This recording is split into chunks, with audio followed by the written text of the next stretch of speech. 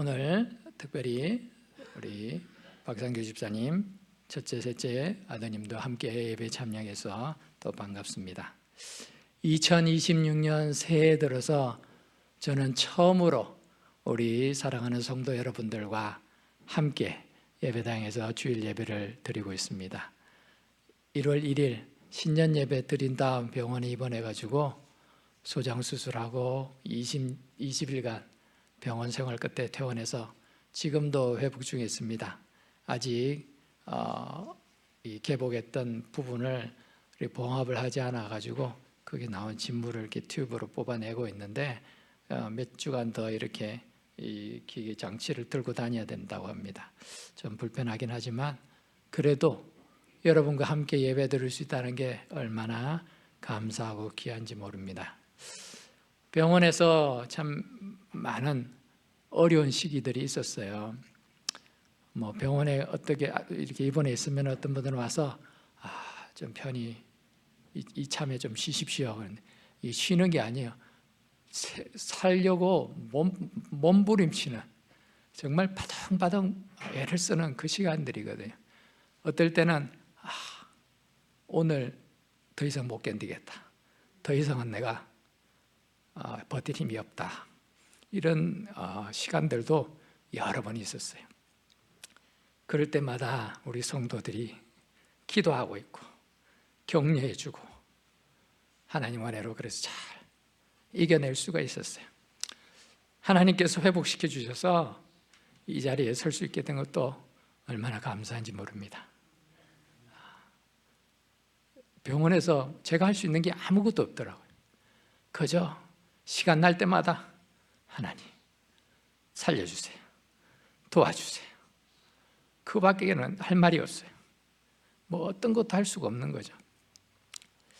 그래도 감사한 건요, 그때 부르짖을 대상이 있다는 게 얼마나 감사한지 몰라요. 하나님을 찾을 수 있다는 게요 얼마나 감사한지 몰라요. 우리 인생에 있어서 정말 낙심하고 절망적인 상황들이 없을 수가 없어요. 여러분들도 그 사망의 음침한 골짜기를 살아오면서 한두 번 이상은 다 경험했을 줄 압니다.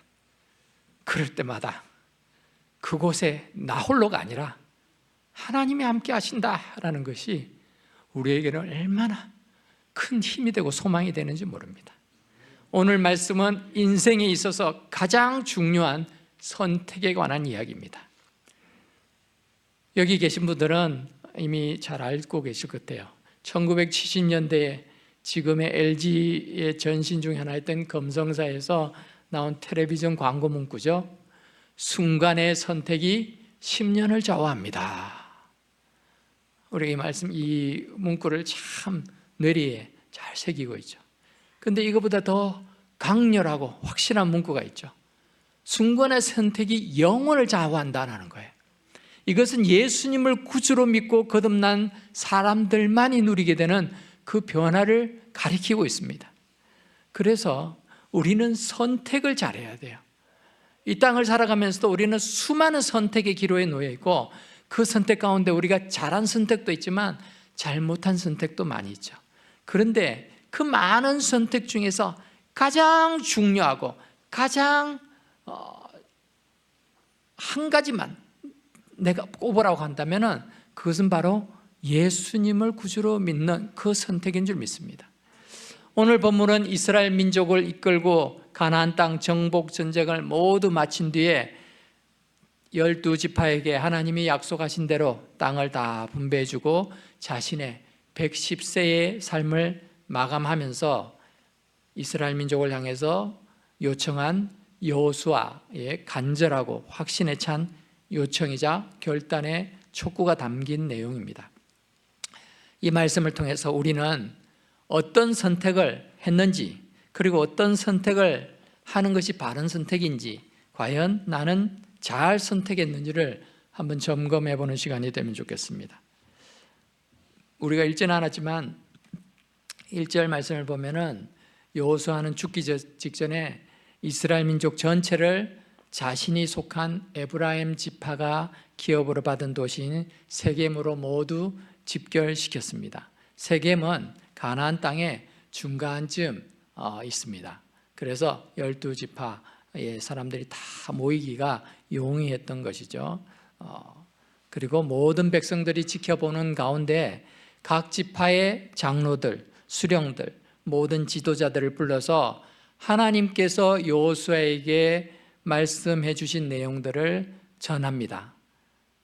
예전에 하나님께서 그 이스라엘 민족의 조상이었던 아브라함을 어떻게 불러내셨는지, 그리고 어떤 약속을 하셨는지, 그리고 그들이 애굽에 가서 크게 민족으로 번성해서 또 억압 가운데 있을 때 어떻게 바로의 압제에서 또 해방되어서 탈출할 수 있었는지, 광야 생활을 지나면서 또 하나님이 어떻게 적들을 물리치셨는지, 그리고 가나안 땅에 어떻게 들어왔는지, 이 내용들이 오늘 본문 앞쪽에 2절부터 13절까지 하나님이 이렇게 하셨다라는 것을 말씀하고 계시죠. 그 이후에 여호수아는 오늘 본문 말씀을 통해서 가나안 땅에 앞으로 계속해서 정착해서 살아갈 이스라엘 민족을 향해서 너희들 어떤 신을 섬겨야 될지 선택을 해라. 지금까지 광야 생활하면서 그리고 가나안 땅에 들어와서 정복 전쟁하면서 많이 숱하게 보아왔지 않느냐? 과연 그들 가운데에서 너희들이 정말 섬길 만한 신이 있는지 찾아봐라. 그 신을 섬기라는 얘기가 아니죠. 결국은 하나님이 함께 하셨고 하나님이 승리케 하시고 하나님께서 약속을 이루셨다라는 것을 강조하기 위해서 그러죠. 그래서 14절에 보니까 그러므로 이제는 여호와를 경외하며 온전함과 진실함으로 그를 섬기라. 너희의 조상들이 강 저쪽, 처음부터 옛날부터죠. 저 아브라함이 있던 그 유프라데스 강, 티그리스 강 그 이전에 그 지역에서부터 우상숭배를 피해서 아브라함을 하나님이 빼내셨잖아요. 뿐만 아니라 애굽에서 섬기던 신들 얼마나 많았습니까? 하나님께서 열재앙을 통해서 애굽의 모든 신들이 헛것이다라는 걸 다 보여주는데 그런 신들을 다 치워버리고 여호와만 섬기라 라고 촉구하고 있습니다. 그런데도 사람들 마음에는 견물생심이라고 눈앞에 보이는 게 좋아 보이는 것들이 있는 거예요. 가나안 땅에도 좋아 보이는 게 있는 거예요. 이 신, 이 문화, 이 전통, 이 습관, 이 신, 이 우상 내가 섬겨도 괜찮을 법한데 라고 생각되는 거죠. 그럴 때 여호수아는 15절 말씀에 이렇게 말합니다. 만일 여호와를 섬기는 것이 너희에게 좋지 않게 보이거든 너희 조상들이 강 저쪽에서 섬기던 신들이든지 또는 너희가 거주하는 땅에 있는 아모리 족속들의 신들이든지 즉 가나안 땅에 있는 신들이든지 너희가 섬길 자를 오늘 택해라. 선택해라 라고 말하고 있는 것입니다. 선택의 순간이 왔습니다. 왜 이렇게까지 여호수아가 그렇게 요청하고 있을까요? 여호수아에게는 남은 시간이 얼마 없어요. 이제 그는 얼마 후면은 자기의 생명이 끝날 것을 알고 있습니다. 그렇게 죽기 전에 내가 이들을 이끌고 가나안 땅에 온 것이 내 인생의 수건 사업이고 내가 해야 될 사명이 아니라 이들이 하나님 앞에 바로 서게 하는 것이 내가 이 이스라엘 민족의 지도자로서 해야 할 일이다 라고 생각했기 때문에 그는 이렇게 촉구하고 있는 것입니다. 그러면서 오직 나와 내 집은 여호와만 섬기겠다라고 말하고 있습니다. 자, 이 이야기를 쭉 들었던 이스라엘의 장로들, 수령들, 지도자들은 그들도 하나님 여호와를 섬기겠다라고 다짐을 하죠. 그 내용들이 오늘 본문에 나옵니다. 우리가 읽지는 않았지만 24절을 보면은 백성들이 다시 한번 결단을 합니다. 백성이 여호수아에게 대답하되 말하되 우리 하나님 여호와를 우리가 섬기고 그의 목소리를 우리가 청종하리이다 이렇게 말합니다. 근데 여러분 말하는 건요 참 쉬워요. 우리가 말하는 건 너무 쉬워요. 약속도요 말로 하는 거 참 쉽죠. 세상에 그래서 말로 약속하는 걸로 끝나지 않죠. 다 계약서를 쓰죠. 왜냐하면 말은 하고도 한 사람도 잊어버리고 들은 사람도 잊어버리고 또 헷갈릴 때도 있고 그 계약서를 쓴단 말이죠. 여호수아는 이 모든 내용을 가지고 정식으로 언약 체결식을 합니다. 25절을 한번 읽어보십시다. 25절 시작. 그날에 여호수아가 세겜에서 백성과 더불어 언약을 맺고 그들을 위하여 율례와 법도를 제정하였더라. 예. 언약식을 하는 거예요. 자, 우리 같이 약속한 거야. 하나님만 섬기는 거야. 자, 하나님 어떻게 섬겨야 되는지 율법을 통해서 쭉 설명을 합니다. 그렇게 해서 법도를 제정했습니다. 자, 26절을 같이 읽어볼까요? 시작. 여호수아가 이 모든 말씀을 하나님의 율법책에 기록하고 큰 돌을 가져다가 거기 여호와의 성소 곁에 있는 상수리 나무 아래에 세웠다. 자, 그렇게 언약 체결식만 한 것이 아니고 거기에다가 이것을 하나님의 율법책에 다 기록하고 돌을 가져왔습니다. 큰 돌을 가지고 이 하나님의 성소 옆에다가 돌을 쌓았어요. 이 여호수아는 돌을 열심히 쌓는데 이렇게 쌓는 이유는 그 당시에는 뭔가 이렇게 눈에 보이는 게 있어야 사람들이 기억을 하잖아요. 율법책에 아무리 써놔도요, 율법책 들여다보지 않으면 잊어버리거든요. 그래서 사람들이 지나가다가 또 보면은 생각이 나도록 날마다 기억하라고 이렇게 큰 돌을 쌓아놓은 거예요. 그렇게 하면서 하나님을 섬기겠다는 이 선택을 잊지 않도록 하고 있습니다. 이것을 마지막으로 여호수아는 세상을 떠나게 됩니다.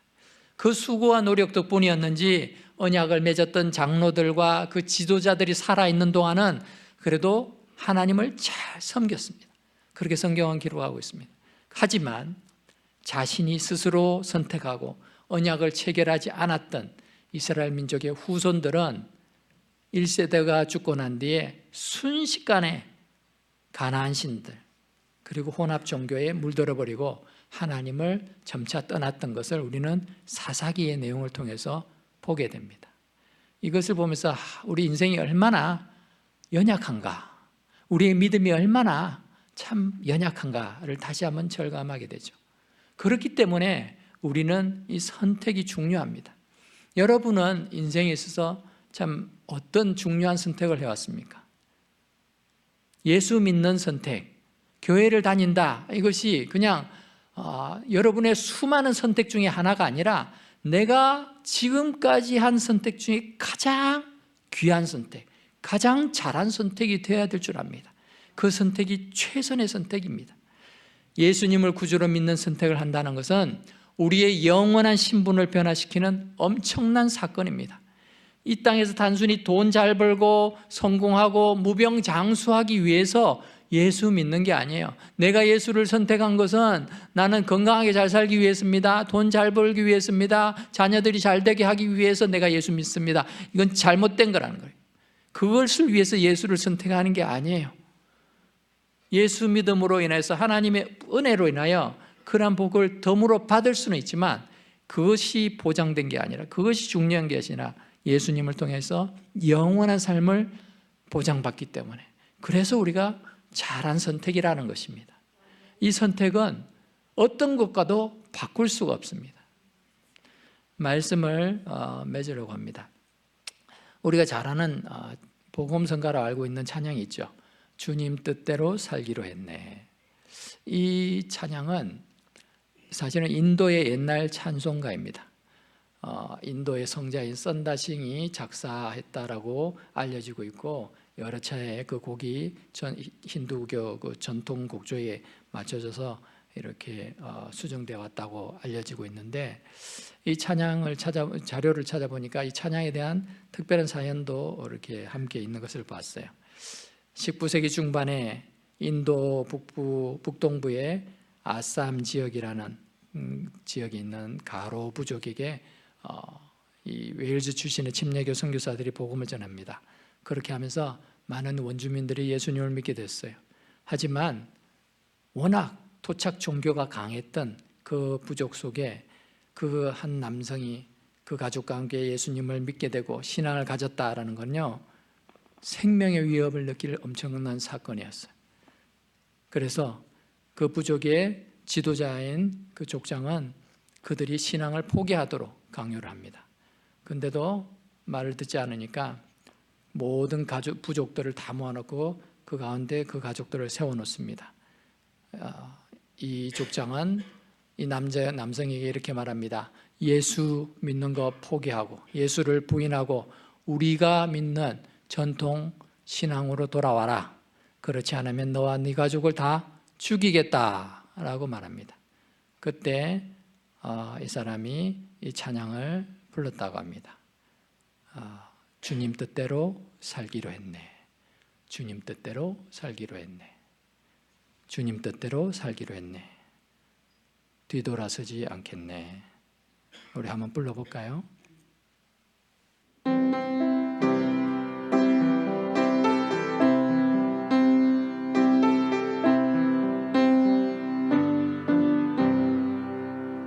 주님 뜻대로 살기로 했네. 주님 뜻대로 살기로 했네.